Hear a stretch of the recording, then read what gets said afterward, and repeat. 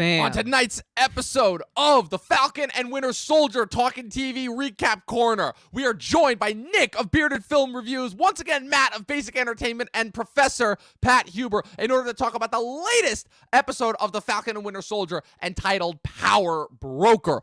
All of this and more on tonight's episode. I'm Dom the Movie Nerd. I'm Chris the TV Nerd. Buckle in, grab a drink, grab some popcorn. It's going to get real. Let's do this.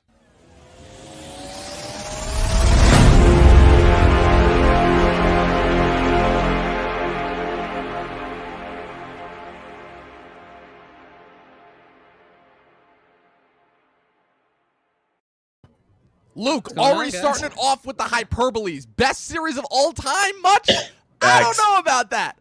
I don't know about that. I'm going to put it out there. I know that very few people that we know relatively have watched a lot outside of like Marvel, Star Wars, and DC, but there are other shows, guys. I promise. There are other shows and other properties to watch. Nah, I'm happy to be here, there's a very special, I think there's a reason why Luke is very hyped about this specific episode. Yeah, to say the least, obviously. But welcome, everyone, to the panel, to the latest episode of Falcon and Winter Soldier. I'm back after my much-needed respite, my much-needed R&R. I don't know what the cool hip term is for vacation. I just needed a vacation, and I had it last week. Like I said, Nick, Matt, Pat and Matt have been on here for a while now. Nick, I haven't seen you in a minute, dude. How you been? I have been, the past couple months since Christmas have been crazy. I also just got back from vacation last week, so nice. I'm feeling good. I'm ready to be back, start some more reviews, and yeah, most welcome to be on here with you guys. Nice. Good to have you again, man. It's been quite some time, but we got the band back together for another Marvel recap series tonight. That's for sure. And I think that since obviously we have the four guys in a row, I think it's safe to say it's the dream team again, considering that, you know, the last time we were on was for the Snyder Cut, and now the four of us are back again. Again, it just seems to be a thing. You know, Matt constantly championing the superhero properties that are already winning at everything, Pat continuing to hate them. Like, let's go. We're not talking about the Snyder Cut again tonight? No, unfortunately we're not, Pat. Although I wish that we could. Although, hey, I did the wrong homework then. Although, hey, if the fans do get their way, we might have to sit through another Warner CEO firing and yet another recommencement of them constantly having to scrap their films and reboot everything for the umpteenth time in a row. We're never going to stop with the Warner Brothers bashing. It's only going to get more and more better the more they continue to fuck up. But people, we got another episode of Falcon and Winter Soldier to talk about. It's already interesting how polar opposite this show is from WandaVision as far as just its appeal, its look, what it's going for, its overall approach to, yes, storytelling, albeit much to the chagrin of certain people on this panel. But without further ado, before we kind of get into our normal show hour, Nick, you haven't been here in quite a while. So, like, kind of, like, there's a lot that's happened just within the media sphere within the last, like, 2 months. It feels like, let alone the last couple months since you've been on the channel. So, like, kind of just walk us through, like, kind of like, you know, you watching WandaVision and Falcon and Winter Soldier and, like, your thoughts of kind of, like, Marvel now essentially kind of replacing water cooler television talk rather than being, like, the big budget blockbuster spectacle of the month. Yeah, so, I guess I talked about this earlier with you guys before the stream, and WandaVision, I watched the first 2 episodes, and I was like, not for me. And then my girlfriend's sister started watching. She was a couple episodes ahead of me, and I got hooked. So I went back, watched them all, and I was like, wow, this was really awesome. And I'm really glad that Marvel is doing these TV shows because I feel like we're able to get more information, more character development in a time span as opposed to just sitting down for 2 hours. Sounds good. So I love this format. Yeah, it's definitely an interesting format, like I said, as far as how they're using these shows to kind of explore, like, the B-tier sidekick characters that really didn't get as much time and as much development as they probably should have in, in the previous movies. Matt, of course, happy to have you back. Before we actually get into the episode, you have any thoughts that you want to let the people know before we get into it?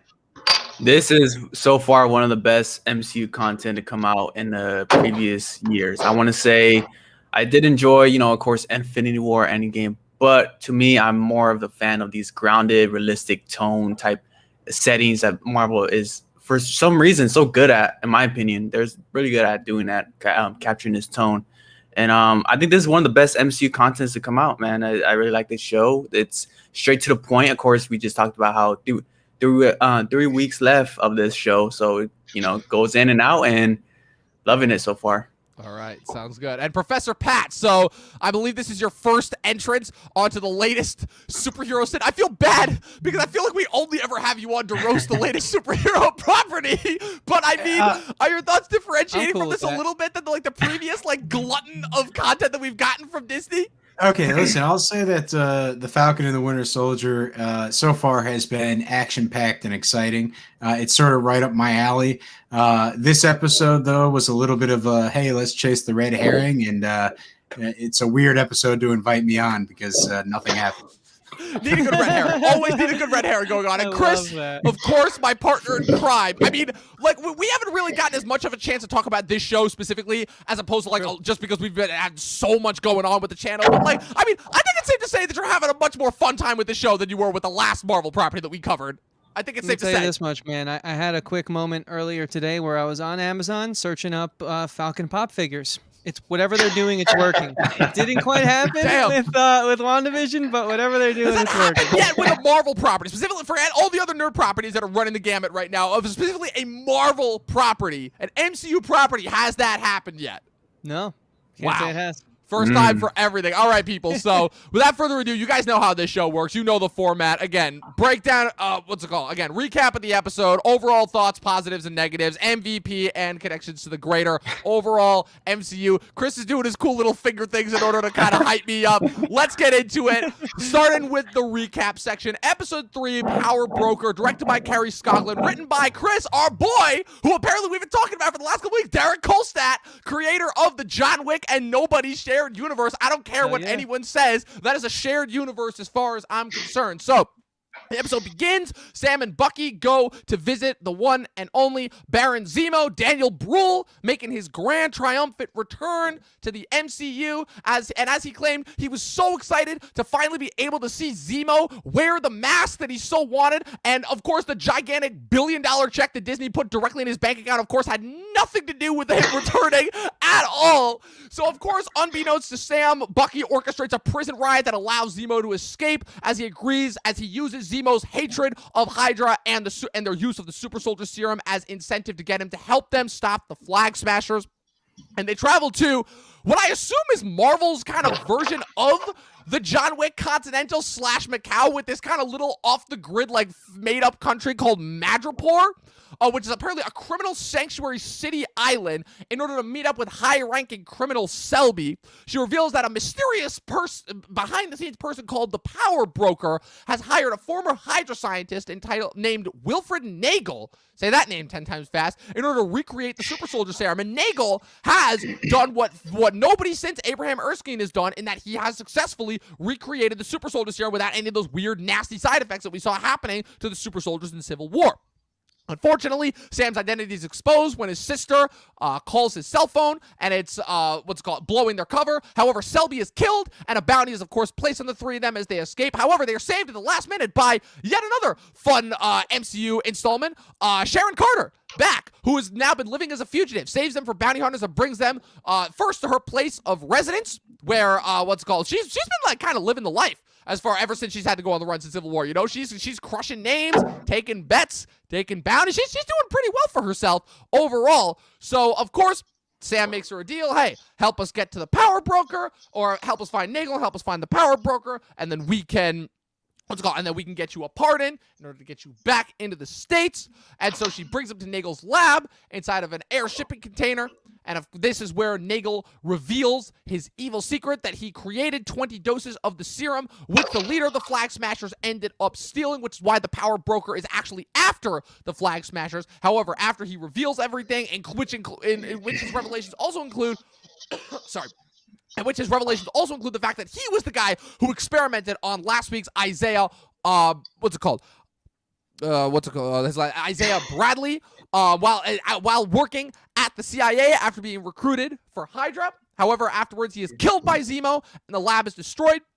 However, Zemo steals a getaway vehicle while Sharon stays behind, with Wilson agreeing to help obtain the pardon for her. Meanwhile, the Flag Smashers arrive in Berlin. Arrive in Lithuania. Sorry, I'm getting all sorts of things mixed up right now. The Flag Smashers arrive in Lithuania for supplies. Meanwhile, John Walker, surprisingly little screen time in this episode overall, managed to deduce, again, to no one's surprise that Sam and Bucky were responsible for helping Zemo escape. And at the end, they travel to Latvia in search of Morgenthau. However, Bucky stalls off, and it is revealed that the Dora Milaje, actually a little Black Panther insert for anyone who was not expecting it. Remember Io, Florence Kusuma, coming back. And as she reveals that she is after Zemo ever since they released her. So, again, as much as Pat would like to think that there was nothing that happened, to us MCU guys who have been following this shit since day one, there was a lot that happened in this episode overall. So, with that being said, with the recap section done, guys, break it down for me. What were your thoughts on Falcon and Winter Soldier Episode 3, Power Broker? Let's start with Chris, because I haven't heard him talk about this in a while.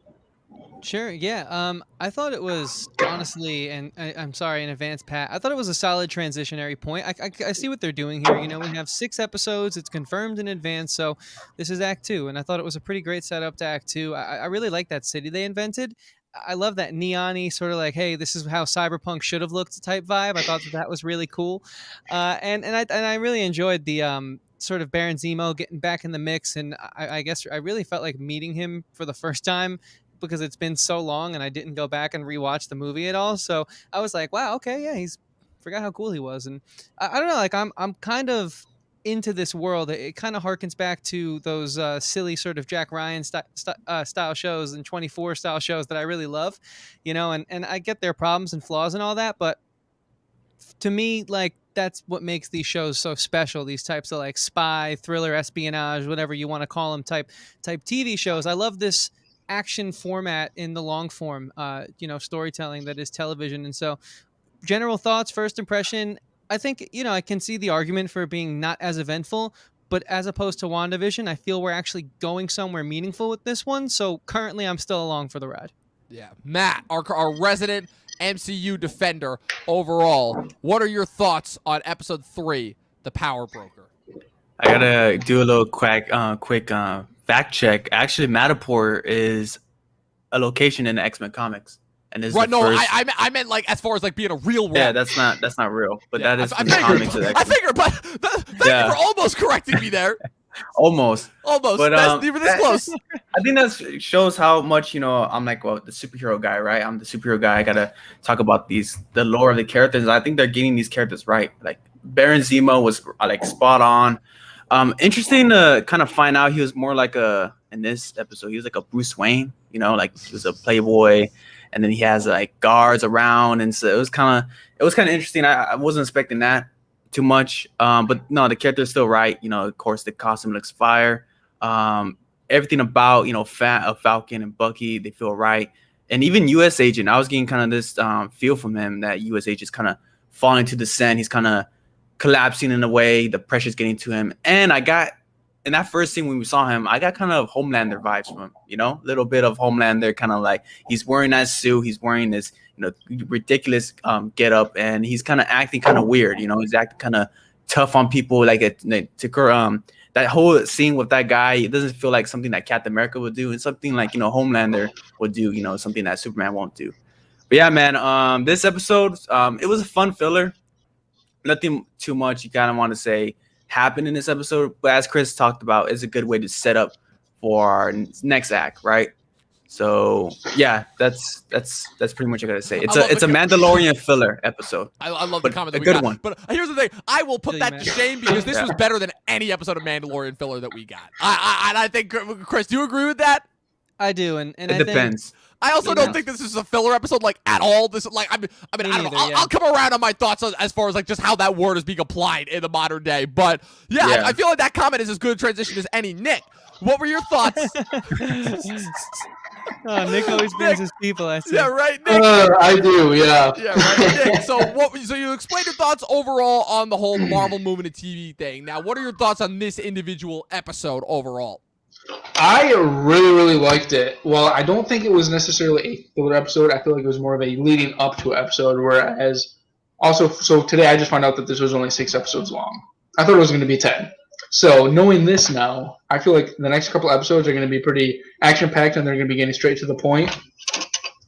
Yeah, for Baron Zemo in this episode, I thought he was great. Every single scene that he was in, I was just like hooked to, watching the screen, couldn't turn away.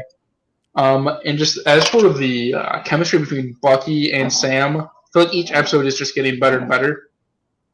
And I'm loving this way more than I did WandaVision, for sure. Yeah, it's interesting because the dynamic between Bucky and Sam I thought was going to be something that is like, okay, this is very clearly an obvious riff on the buddy cop genre, so they're going to be like extra annoying in order to try and like hype that up. But like, again, like it was still more so talking about the show as a whole so far with these 3 episodes we've gotten rather than just this individual episode, but it was certainly kind of shocking and also refreshing to see them separated and not interact at all for a whole episode before coming together in episode 2 and like actually having some pretty good banter and back and forth overall, you know, like as kind of like Captain America's 2 sidekicks and kind of them like, you know, having this like both have to deal with like kind of having to fill the hole that Steve specifically left behind, and now obviously with John Walker coming in and the U.S. government trying to flex that way, it was certainly a surprise for me to say the least. And I'll get into more of my thoughts on this episode and kind of the show as a whole overall. But so Pat, we've been hyping it up. Break down this episode for us. But also, real quickly, only because, again, like, when you were on for the WandaVision finale, you binged all 8 episodes before that last episode. So, like, did you do something similar for this? Or have you been watching this, like, week to week since it started? No, I've been watching this week to week, and I've been really sort of excited to watch each episode. And this episode, listen, like, it's not bad. It's just all the different pieces are kind of bucketed off into their separate areas. You got the new Captain America being spit on for whatever reason. You got the super soldiers, you know, crying and, oh, this is the way it's got to be, and exploding people for whatever, you know, reason. It's just like, you know, everyone's sort of, you know, treading water, you know, moving their story along just a little bit. And I'm ready to go. Like, this is an action TV series. I could have used a little more progression on the story point than just sort of the secret lab and getting a nice little, you know, exposition dump about the super serum being 20 doses. I'm not sure what knowing 20 doses is going to do for the rest of the show. You know, do we got to see them track down 20 people and kill them? You know, it's just, I don't know what the information actually gives us looking forward for the next couple episodes. So it just kind of felt like a little bit of world building, and you know, I don't necessarily think it needed that. I think, you know, I'm looking more forward to what's going to happen in the future, and don't think anything new happened in this episode, really. You know, Baron Zemo got more characterization than he did in the Civil War movie, and I was happy about that. You know, actually, I was on Wikipedia looking up as much information about that character as I could find. Yeah. Yeah. I think it's ironic given the fact that Chris and I have just been talking so much about like action and like action storytelling and action movies, specifically this one guy in like the last couple weeks. Like, I feel like ever since nobody, well, really it kind of started like when we watched Face Off for the first time, and it's kind of like escalated up to the point where we're at now. We're watching Falcon Winter Soldier, which is based in the more grounded, like kind of real world sect of the Marvel verse, which is, again, primarily an action show in the vein of the Winter Soldier and Civil War. Now, which again, Civil War, I said, even seemed to draw a lot from like the action and choreography of John Wick. Now we're just literally just getting the guy who wrote John Wick. Because again, as I said before, Derek Kolstad, the guy who wrote all 3 John Wick movies and wrote Nobody, also wrote this episode. And like the John Wick allusions are all over this episode. Like as far as like the secret society of assassins and everything, and like kind of the whole like, oh, the bounty going out on them and them having to avoid it. I'm like, that shit is written all over this. But I find it interesting because as much action as is involved in this show, weirdly enough, I'm still getting like a ton of character. And I don't necessarily want to say that that's because of the long form format. I just simply think it's a matter of the difference being is that before, all of the guys that are starring in these shows were the sidekicks. They were the secondary characters. They were the guys who you weren't tuning in to watch. You know, whenever you tune in, it was there to pretty much watch one of the Avengers or the Guardians of the Galaxy, or to see them all team up, or like you know, like, and a few of the secondary heroes, obviously, you know, once they introduce them, like Black Panther, Doctor Strange, Captain Marvel, Spider-Man, all those. But like now we're really getting to explore like some of the other supporting characters, and it's interesting because I think that I liked personally a lot of the supporting characters more than some of the newer characters, you know, like, because I've famously said I wasn't the biggest fan of Doctor Strange. I'm not the biggest fan of the Tom Holland Spider-Man movies. Captain Marvel I've come around on, but like all these guys, like obviously Sam, Bucky, Wanda, Vision, Rhodey, all these guys, right? They're guys who we knew because they were in the earlier movies that we watched, but how well did we know them as opposed to kind of, again, we just heard this, the sidekick. It's like, oh, they're this joke. They're like, yeah, they're the funny, quippy sidekicks, And but now we're actually getting to know these guys as characters. And say what you will about the styles of each individual show. WandaVision was its own thing. Falcon and Winter Soldier was its own thing. Hawkeye, even though Hawkeye was a main Avenger, Hawkeye has always been a B tier character, and now his show will obviously have this different tone. And it's interesting to me how Marvel is still able to kind of continue what it is that they've been doing, but in this new fascinating way, and continue to keep us hooked.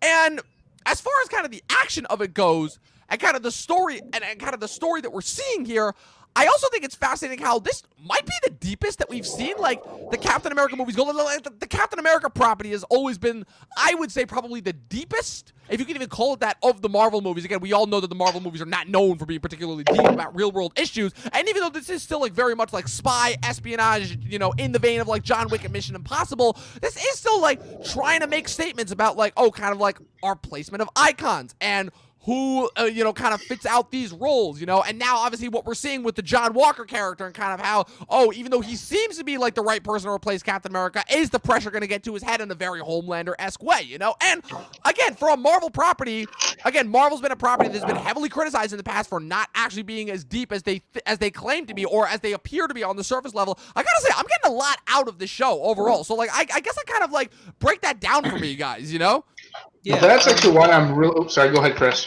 Oh, no, it's cool. Yeah, I was just gonna say, it's you're totally right. It's not that deep.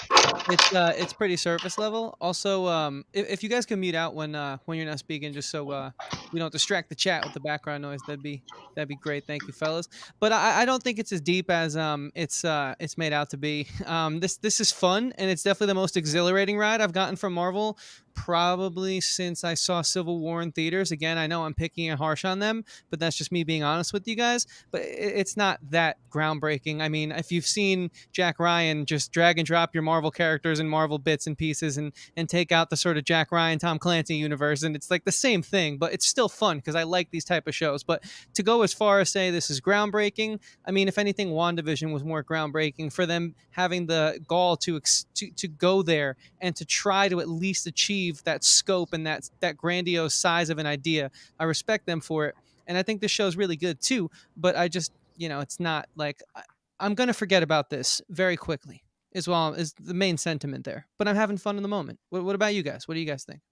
You said you're gonna forget about this. How can you forget about Marvel touching on the race the race issue and first time? I don't know, man. This show has a lot of substance to it. To me, yeah, I feel like that's don't do that. That's not what I meant. I meant like the writing and the storytelling of the show. Obviously, I think it's really awesome, these moments that you have with Falcon and sort of Bucky. I'm talking about like at the core of the storytelling, right? This is a very generic drag and drop journey. It's the same thing that we've seen with like any sort of espionage action show. It's just now we have the Marvel characters in there. Obviously, I'm all for that type of representation and stuff. And actually, that's one of the stronger points of the show.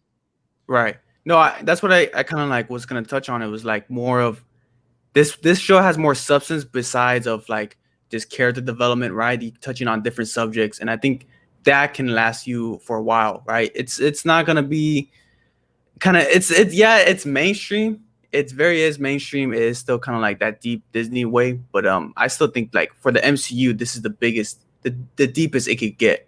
And I think so far, I mean, I think that's a lot for the MCU to go for. I mean, also too, I think also it's more violent. You got the whole Sharon Carter battle. It was pretty, it was getting a little greedy in there, and it was grindy. It was kind of like, wow, you're seeing them kind of like go in that direction. So I was surprised with that. Hopefully they can continue on with that. But yeah, I think it's only for like certain characters. It can't be for every character, because I honestly would love to see my Spider-Man kind of like in this type of tone. You know what I'm saying? Like more grounded and serious. But yeah, but I don't think we're gonna get that. I think the word we're looking for here as far as how Marvel's been handling the race issue is tasteful. Like with the whole Isaiah Bradley moment from the last episode, which I miss. I'll kind of consider this making up for lost time. I think I was actually surprised by like how they handled that, and like kind of how like kind of Marvel in an urban setting. It's not really something that we've seen before, but outside of like the brief moments in Black Panther. But I was actually like surprised as to like how they're actually taking all of these elements and mixing it into their stories in ways that like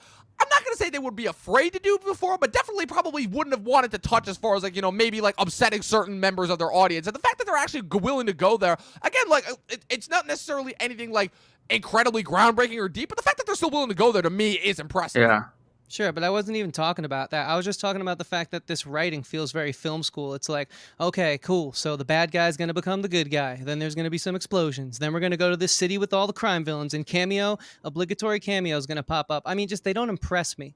Their writing should impress me. This is Disney. They have endless resources. They could throw thousands of millions of billions of dollars. They're not going to do that, and yet though. we get This the is most not that. basic, boring cookie cutter thing. And we have the Snyderverse universe in the same month that we got cheated of. And I just like, why can't we have deep thought in superheroes? Clearly, there's a great 3 trilogy arc example of it. That's what I was talking about. I'm going to agree carrying the with torch of Christian Shang-Chi here. since day one, you know. So. Yeah, Christian, I'm going to agree with you that the individual story for this episode was nothing spectacular. And they're just the way that I would approach sort of if I had my fantasy rewrite and someone gave me the power to change a couple things in this episode, I would focus on the whole therapist from the last episode and sort of have the therapist have said something or have another session where the therapist sets up like, hey, Bucky, you're sort of self-destructive. You're sort of, you know, doing X, Y, Z. And then when he breaks Zemo out of prison, it's tied to this dynamic of Sam and, you know, Bucky and sort of the fact that they are, you know, in this sort of very habitual patterns and they have to sort of come together and overcome that. And this could be something about like the dynamic of their relationship that, you know, that's from the start of this episode to the very end of this episode. And they learn something about, you know, how they interact with each other. That would have been like an example of like a single episode story. And I feel like we don't have that. We just have like, okay, we got to get the new Captain America spat on over here. We got to get the super soldier blowing up things over here. We got to have them break Zemo and you know, kill a guy in a cargo container. It's very much like they're thinking about the setups and cool scenes, but they're not really stitching things together on a very intricate level, which I understand it's an action show, but like just, you know, a little bit of story goes a long way, even in an action, you know, product. Marvel's focus has always been on moving forward. What's next? What's next? What's next? What's the next thing? And it's always come at the risk of in-the-moment viewing because we know that we learn after a certain point, I'll say probably Age of Ultron was kind of the last time where we kind of had this facade before I feel like it was broken with Civil War, that every property we get now is just to set up for the next thing, you know? And while it certainly does make it it's certainly still enjoyable in the moment, most definitely. You know, certain things are going to be, I feel like, more enjoyable than others, but it still definitely does take away from, I feel like, again, what's the word I'm looking for? The kind of overall enjoyment of the in-the-moment viewing when their only priority is constantly moving forward and constantly building to the next thing, you know? It's the victim of ultimately like hyper serialization and ultimate franchisation, where again, if the whole incentive, they've ultimately cracked the code as far as if the incentive is always just to get people coming back for more, like they've done it. Where again, I've said this before, it's why do you need to actually have a story when you can have the perfect commercial that gets people every single time, you know? Because that's essentially what this is, you know? As fun and enjoyable as these things are in the moment, they're constantly commercials for the next thing. And what gets us through them is the fact that the characters, I still think, are, for the most part, pretty interesting, and they're played by actors who are good actors. Like, the thing that, I think the thing to me that I always have to get around with these shows in particular is the fact that we're essentially watching $200 million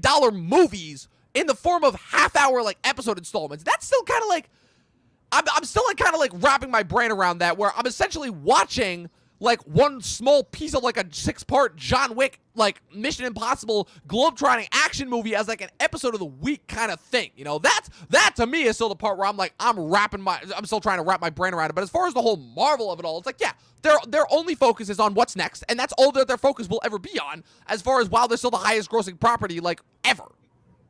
Matt, you seemed. What's your take on that? I feel like you disagree a little bit. I disagree because it's like we're still getting enough here. This is not. I mean, you want to say WandaVision? Even WandaVision kind of dealt with Wanda's grief, right? They kind of did that whole entire development. And yeah, White Vision that's very much commercial, a walking commercial right there. But I don't think so. We're getting too much of that here, right? We know that we know is that it looks like Bucky is gonna have more connections to Wakanda than ever before. Of course, the duo Malachi popping up at the end, and then Sam Wilson can become Captain America by the end of the show. I get that, but you're still finding a guy. The core of the show is about guys getting over their previous lives and getting over that shadow of Captain America. These guys they don't know what to do without Cap. Let's be honest. They're still sidekicks at the end of the day. I still see them as sidekicks, which is kind of a little problem. But I think when the show ends, we're going to be like, these guys have grown into their own guys. Now they have the right to be like their own men.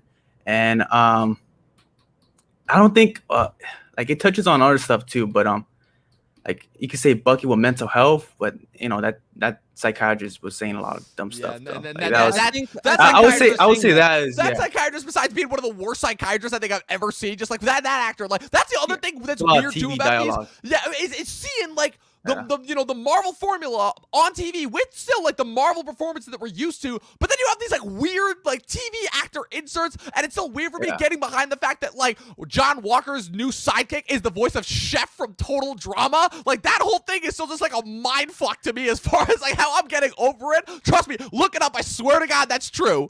But yeah, Chris, what were you gonna say? Yeah, no, I was going to say, because that is an excellent observation and point. It touches on mental health. It touches on racial issues. I'm not saying the show isn't doing things that are important or that are important to the time we're in. I think the writing, the storytelling, I'm not, because now television and film, there's two different things, right?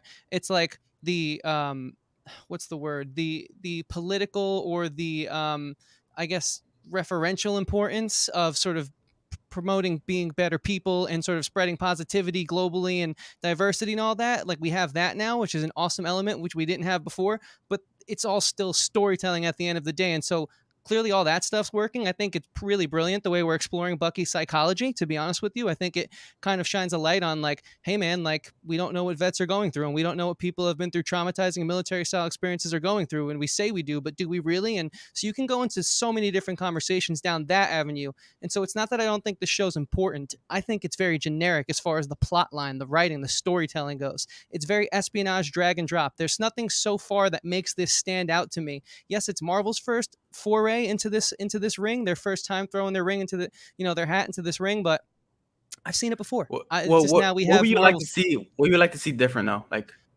I guess with the company this big, I want to be sort of wowed and I want to sort of be knocked off my seat, because I just saw a little movie called Nobody, as I know most of us here have seen, and it's pretty, I guess, pertinent because it's the same writer, and that movie had a fraction of like a penny of the budget that this show has and the resources it has, and yet I thought I hated action films, Matt, until I saw that movie, and I realized I love action films.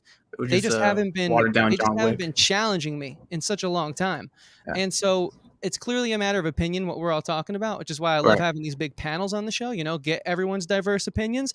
But for me personally, I think with a company like Disney, there's always going to be that bar that I need them to hit, because there's no excuses to not sort of have something for everyone when you literally are a company that owns 33% of the entertainment industry. That's insane. I just feel like if you guys are coming in here, I think superhero movies in general, you're not going to, especially now, you're not going to get the, fully contained, it's going to wow me, stories anymore. Even you could talk about the Snyder Cut, talk about BVS, that was a commercial by the end. Like they were talking about, they were watching a commercial of the Justice League pretty much for the next movie. It's still commercialized, everything's on commercial. This is superheroes. At the end of the day, it's not going to have that kind of wow factor. If anything, WandaVision was more of that, but the execution there was awful. It was just bad. It wasn't good. But I believe it should, but I know exactly what you mean, and that's the sad part for me. As someone who wants to love superheroes, because I'm a comic nerd, man. You should see my bedroom, like it's lined with comics. But I don't know, just the translation to the screen hasn't. Nick, you haven't talked in a while, so what are your thoughts on this whole thing? I've been waiting. So first of all, what Matt just said, I think it's a superhero movie. I think it should wow you. Superheroes are wow, and that's kind of its job to do, I feel. And I'm probably going to get shit for this, because I do like the show. I think it's fun.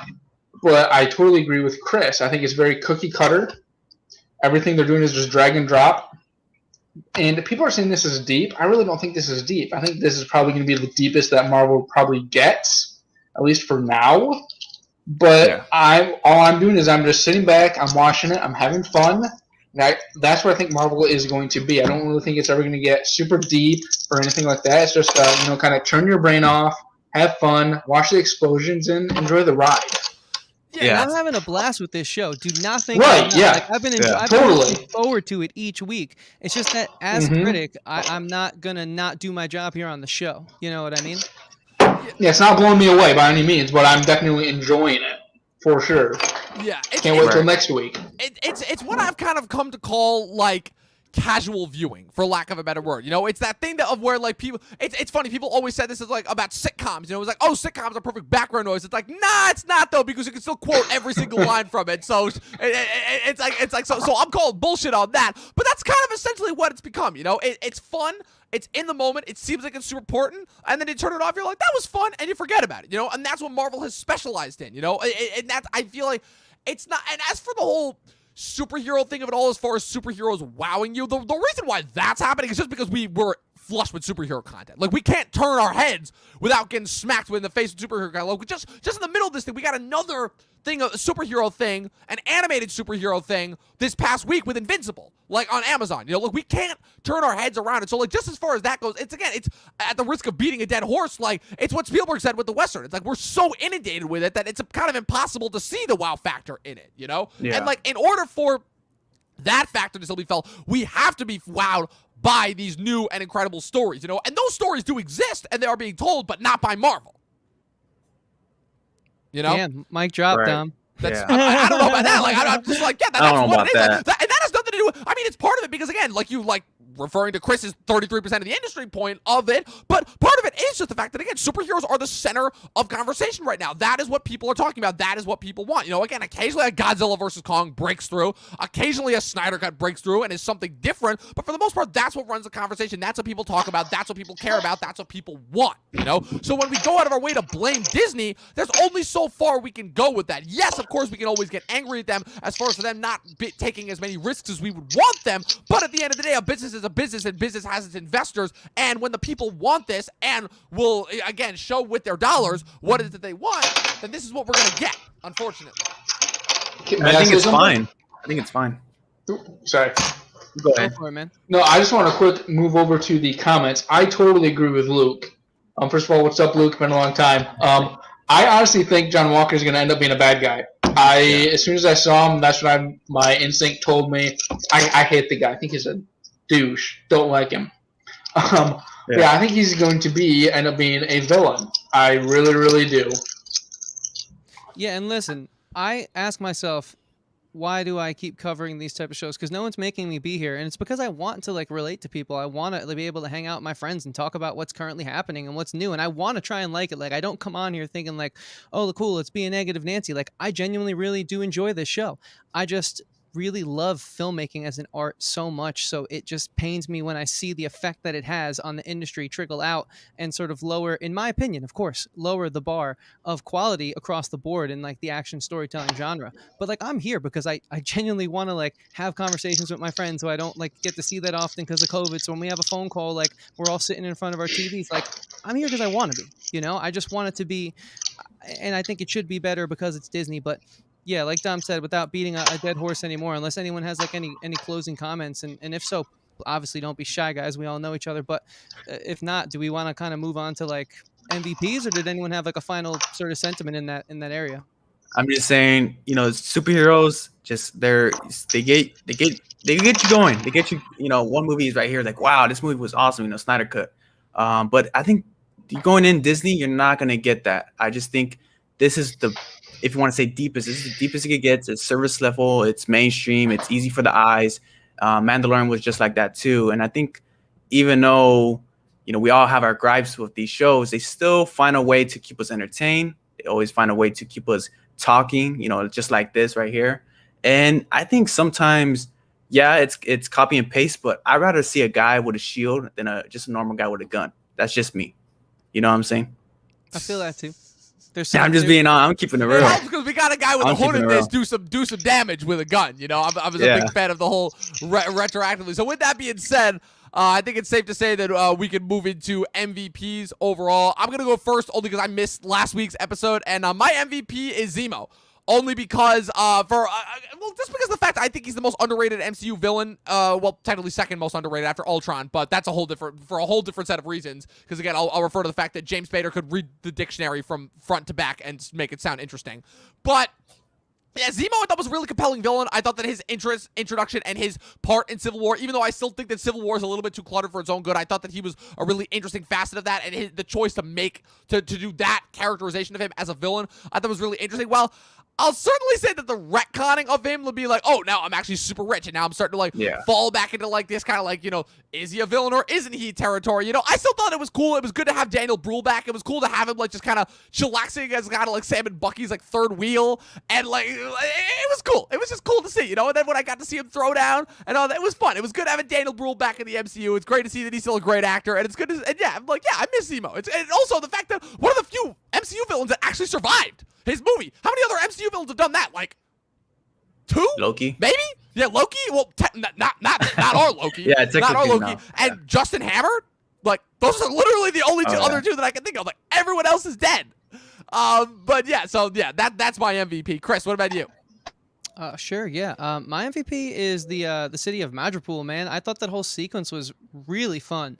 I love sort of watching, Falcon sort of try and play a character that he had no information about, and it was just the comedy there that wasn't, I guess, really meant to be comedy of it, where it's dude, if this guy has a regular drink, you mean that you don't know that this isn't the same guy? You guys don't have a rapport or something? I mean, you're just giving him this drink and he's really playing it that well. I thought it was just so and because Anthony Mackie pulled it off, and I thought it was a really cool sequence. So maybe him in that whole sequence, just because of how awkward of a part that was to play, and yet it didn't bog the episode down. But again, I feel Cyberpunk really got botched, and so lately I've been getting my redemption, so to speak, with that Neon City and Godzilla vs Kong, and then Madripoor. I'm all about it. But yeah, any of you guys jump in? Who would your MVPs go?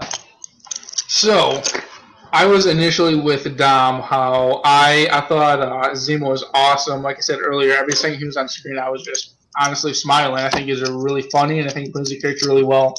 Well, Chris, as soon as you said Madripoor again, Madripoor? I think it's Madripoor. Madripoor. Madripoor, okay. Oh, okay. Gotcha.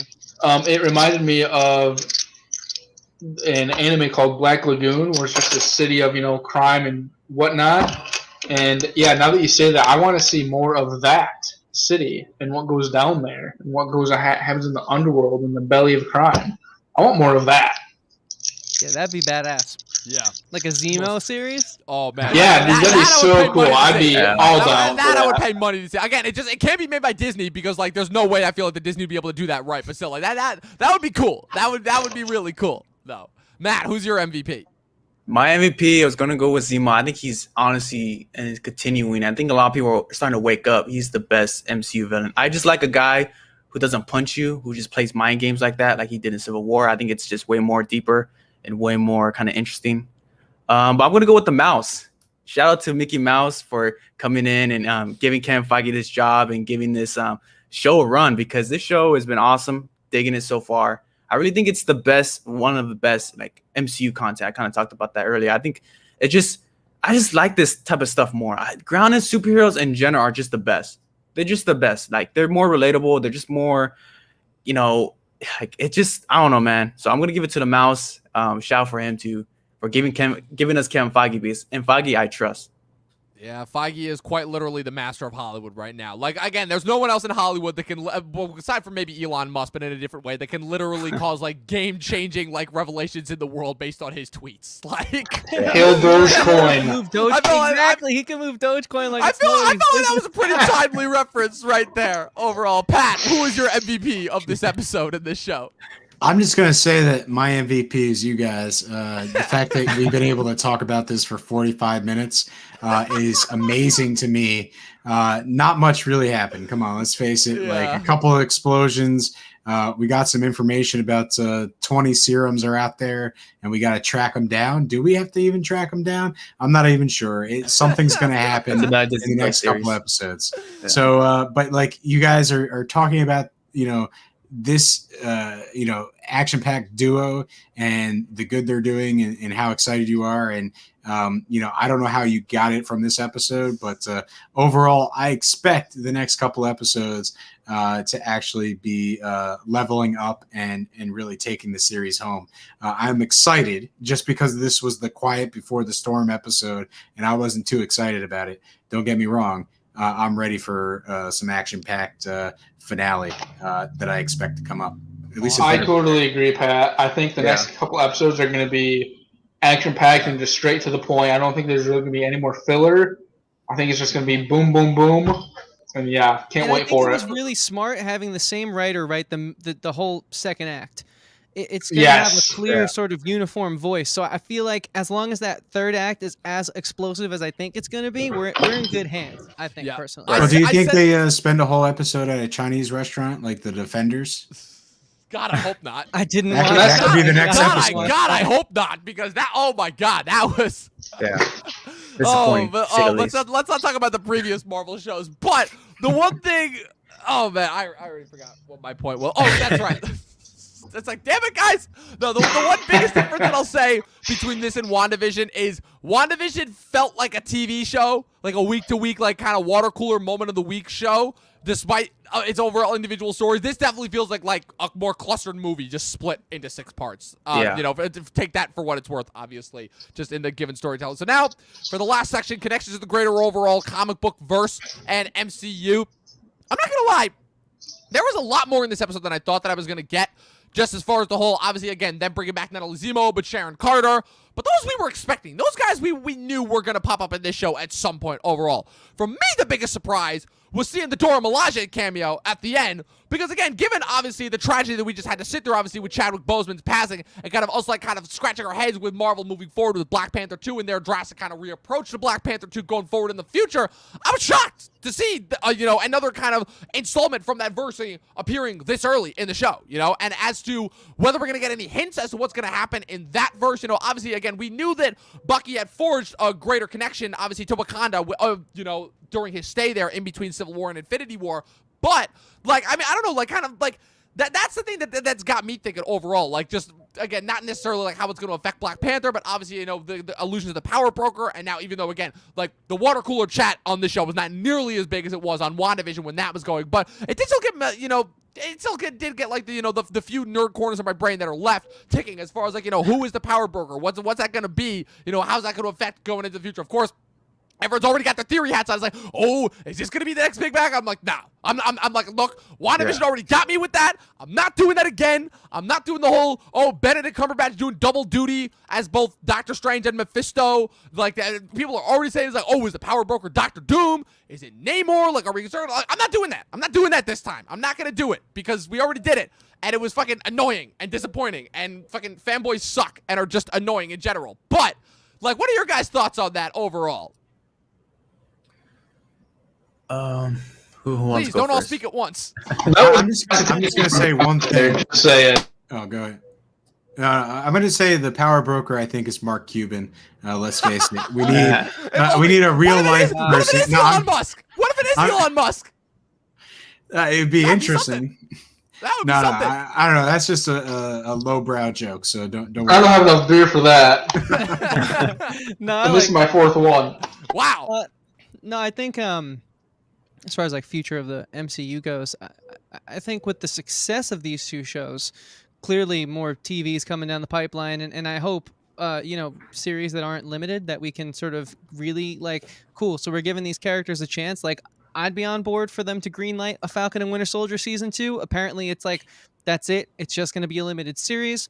But I hope that these TV shows take more prominence as they've now proven to be successful twice over. I mean, I think part of the reason why this show is not as much of a buzzworthy show as WandaVision, although I think the margin's slim on that. I think a lot of people are still talking about it. I think it's because, thankfully people are getting vaccinated, and so people are going out into the world. I see a lot of people starting to tweet about planning vacations and stuff. So we're not as in front of the screens as we were in that WandaVision time. I think that is a factor, but I mean, I just hope that like we get more time to explore these side characters, and then maybe next time we have a big team up movie, there's not any side characters on the screen. They're all just like, hey, the heroes we know and love because we spent a lot of time with. So I'm hoping for some positive progression in the bigger team up movies off of this universe going forward.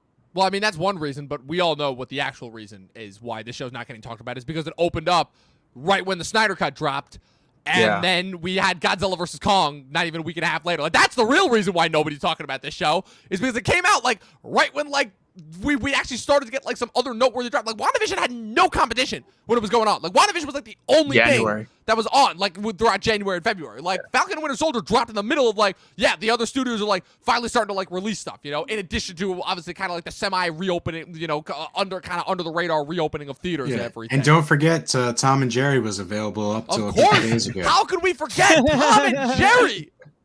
The latest.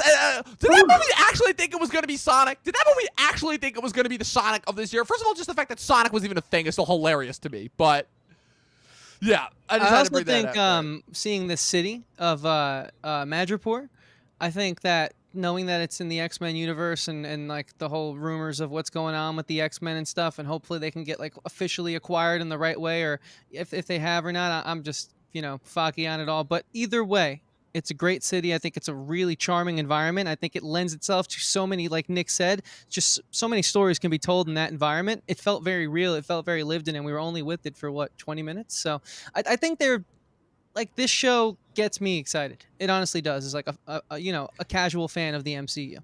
I gotta say this too. Yeah.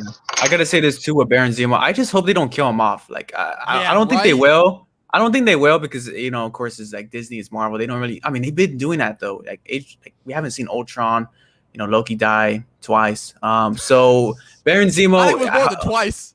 It's gonna be a third time. I think Baron Zemo.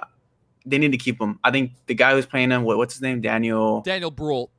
Daniel Bruhl. He's good. He has a great voice for it. The dialogue he speaks comes out clean and sharp, and costume is great. Hopefully we can see him more. Masters of Evil, Thunderbolts. I don't know, somewhere around there in those lines. Of course, the Madripoor.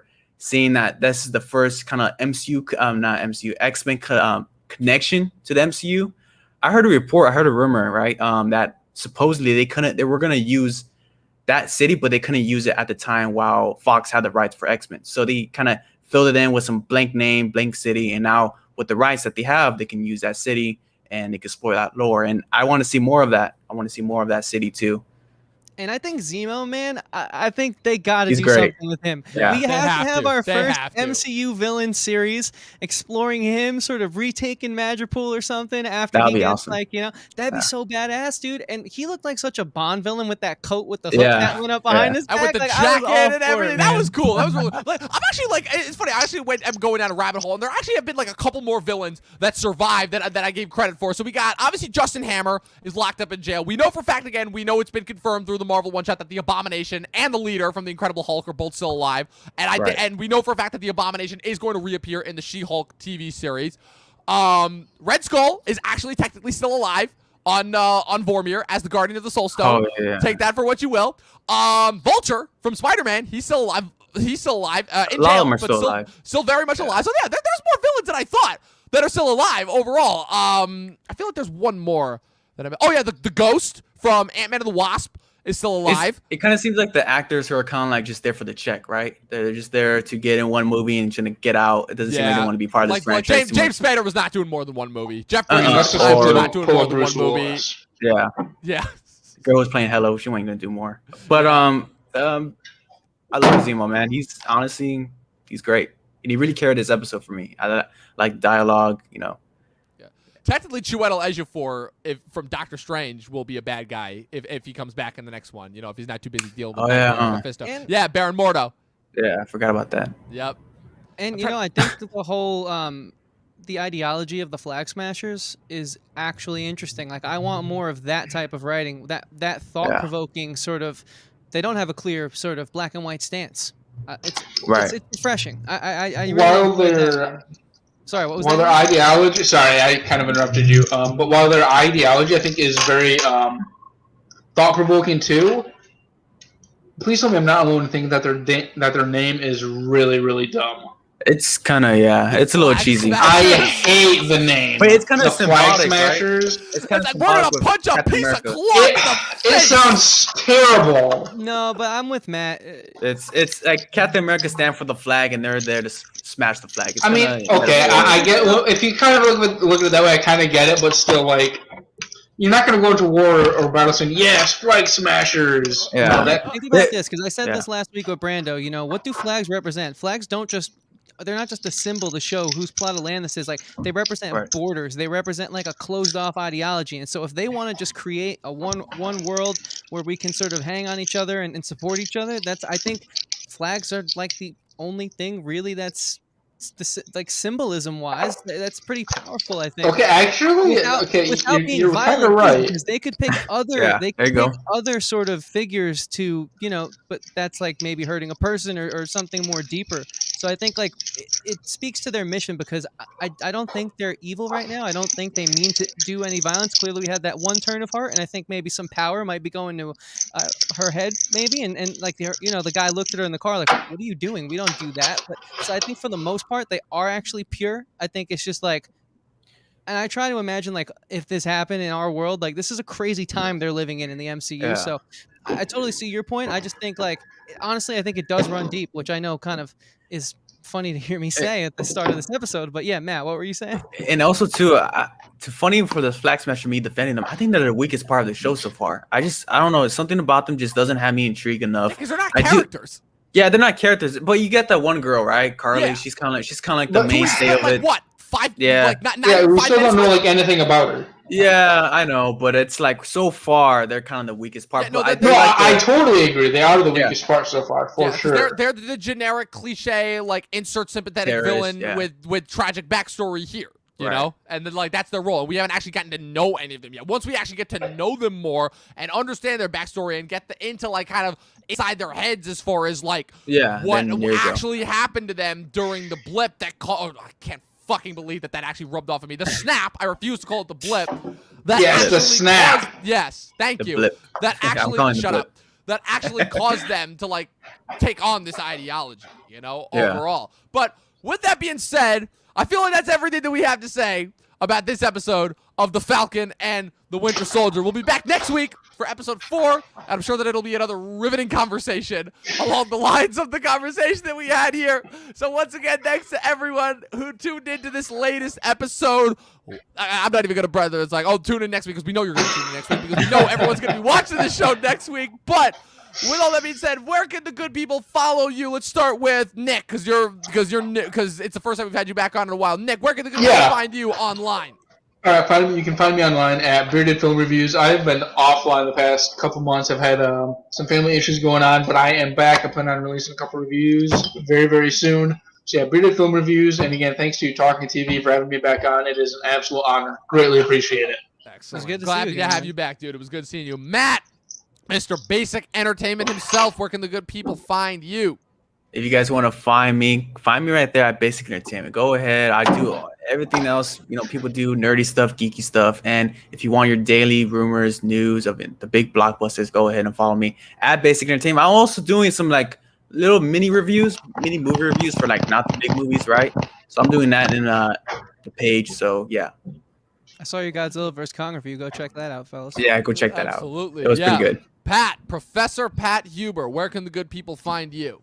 Hey, listen, just Instagram at Patrick W. Huber. I'll do something soon, I swear. But hey, for the most part, I feel you, buddy. don't go smashing more flags. I'm trying to go off of your watch more movies thing, but I can't say I'm What for can I say? flag It's smashing. catchy. It's catchy. There's a Yeah. reason why. Even as much as Chris has tried to get me to drop it, I'm like, no, I'm never dropping that. That is a talking TV staple right there. I love Never it. gonna And so, happen. where can they, Not wrong.